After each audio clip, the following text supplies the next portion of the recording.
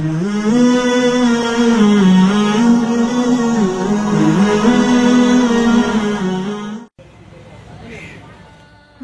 ১ মাসেই আমের ওজন ১.৫ কেজি। পরিপক্ক হতে আরো সময় লাগবে ১ থেকে ১.৫ মাস। তখন ওজন হবে ৪ থেকে ৫ কেজি।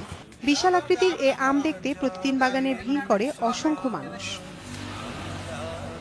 মাগুরার শালিখা উপজেলার আতিয়া রহমান ৪ বছর আগে প্রতিবেশী ইউসুফ আলীর বাগানে ব্রুনাই থেকে আনা এক জাতের আম গাছের ডাল সংগ্রহ করেন। ওই ডাল নিজের বাগানের একটি ফজলি আমের গাছের সঙ্গে কলম করেন।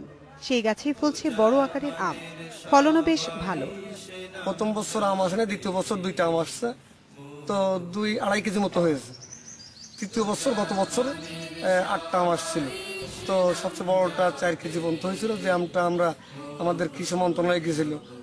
নিজেদের এলাকায় ব্যতিক্রমী জাতের এ আমের উৎপাদন দেখে আনন্দিত গ্রামবাসীও।